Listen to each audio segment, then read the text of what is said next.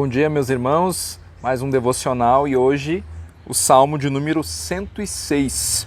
Quero fazer a leitura desse salmo, um salmo um pouco extenso.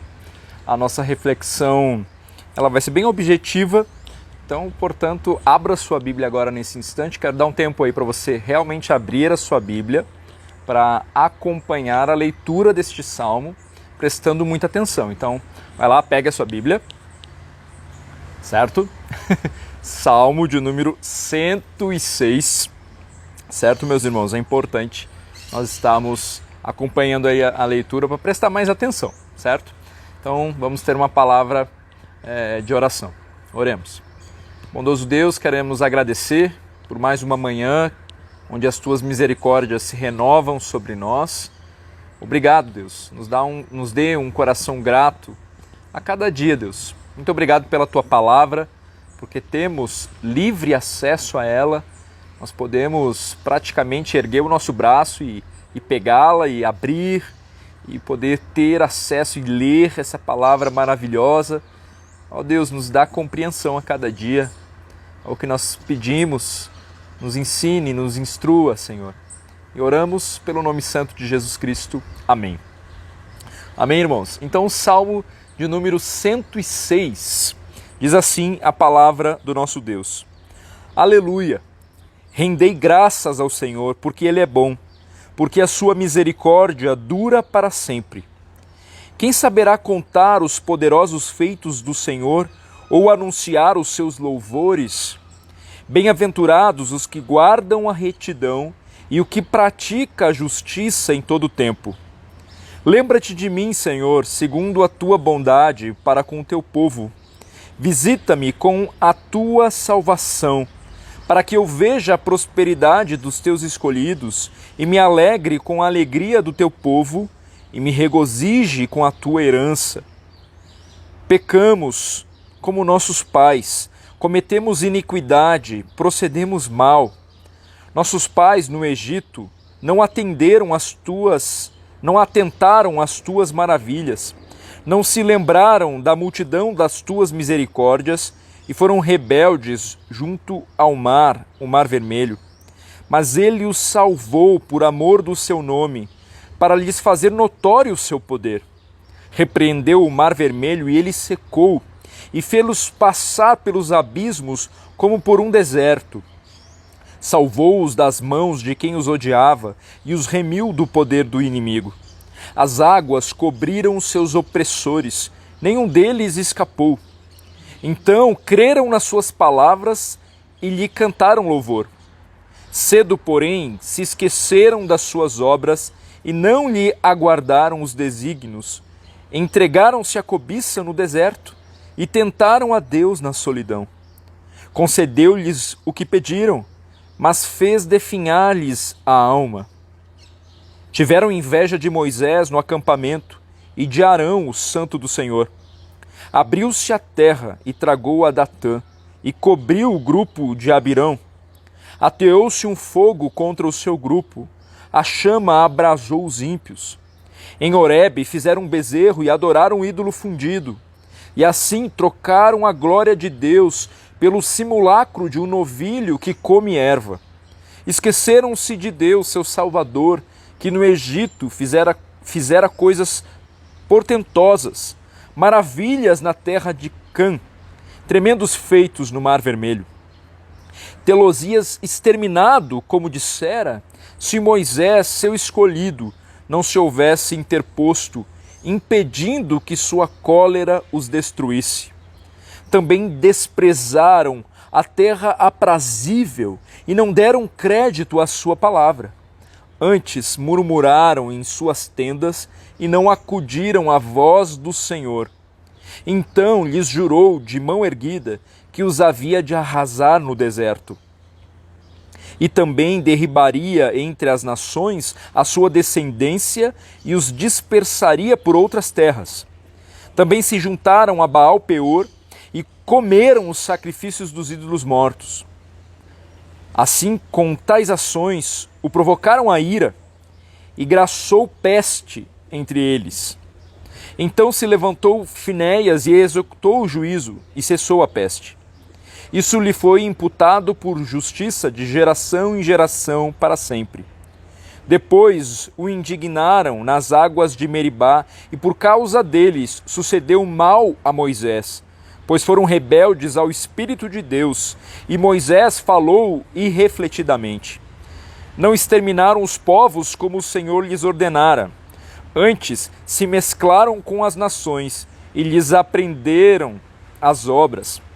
Deram culto a seus ídolos, os quais se lhes converteram em laço, pois imolaram seus filhos e suas filhas aos demônios e derramaram sangue inocente, o sangue de seus filhos e filhas que sacrificaram aos ídolos de Canaã.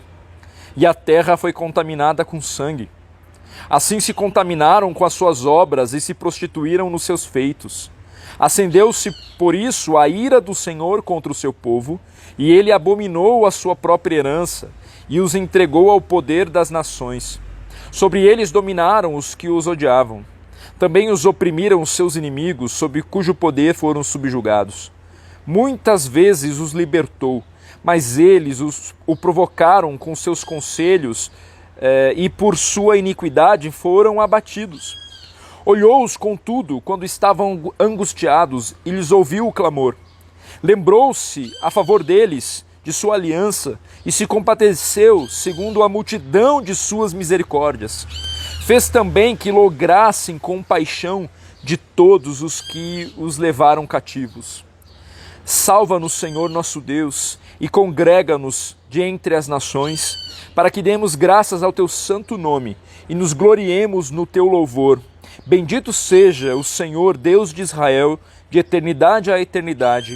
E todo o povo diga amém, aleluia. Até aqui a palavra do nosso Deus. Este salmo é uma lamentação nacional que descreve a história de Israel, alternando a bondade e o poder de Deus com os atos de infidelidade e fraqueza do povo escolhido. A degeneração espiritual do povo neste salmo, ela fica evidente. O salmo descreve, eles consagraram os seus filhos a demônios. Olha que ponto chegou a nação de Israel. A saída do Egito, também é descrita aqui, a jornada pelo deserto, as falhas quando perto ali da cidade de Canaã, toda a corrupção quando eles já estavam lá estabelecidos. Olhar para a postura de Israel diante de Deus e perceber como Deus os tratou é um bom exercício para avaliarmos o nosso coração. Hoje eu quero destacar apenas um ponto aqui nesse salmo, um salmo que é tão rico, mesmo ele sendo tão rico, tão extenso aqui, daria para a gente falar tantas coisas, mas algo me saltou aos olhos aqui e eu quero destacar aqui, e seria a murmuração. A murmuração. Os versos 24 e 25 nós lemos, Também desprezaram a terra aprazível e não deram crédito à sua palavra, a palavra de Moisés aqui no caso, Antes murmuravam em suas tendas e não acudiram à voz do Senhor. A consequência dessa insensatez, ela foi já descrita ali, no verso 26. Então lhes jurou de mão erguida que os havia de arrasar no deserto. E nós conhecemos a história, Aquela geração, ela morreu mesmo. Ela não saiu do deserto ali, todos morreram, Então é de ficar de queixo caído com a oscilação do coração do povo de Israel. Eles experimentaram, eles viram com os próprios olhos o poder de Deus. Eles foram retirados do Egito, o Senhor manifestou o seu poder ali através daquelas pragas, E bastava um novo problema para a murmuração ser evidenciada ali na sua boca com tanta rapidez, o tempo todo, com rapidez eles chegavam no desprezo. É insuportável, estar do lado de alguém que reclama o tempo todo, não é verdade? Mas o problema é quando essa pessoa somos nós mesmos e nós estamos cegos para este pecado tão devastador que demonstra o nosso descontentamento com o que Deus nos dá, com o plano soberano desse Deus sobre as nossas vidas, sobre as circunstâncias, sobre tudo o que ocorre. Ou esse descontentamento, esta murmuração, ela acaba também por demonstrar a nossa soberba, porque reclamamos levando em conta muitas vezes que nós somos os certos e todo o resto, todos os outros, é que são os errados, né? E no fim isso só revela a nossa soberba. Será mesmo que os outros de fato estão todos errados? Que o nosso caminho seja diferente do povo de Israel. Que nós possamos ter um coração grato por tudo o que o Senhor tem feito na nossa história, por tudo que o Senhor é, por tudo que o Senhor faz. Que Ele nos dê um coração humilde para nos alegrarmos nas pequenas coisas.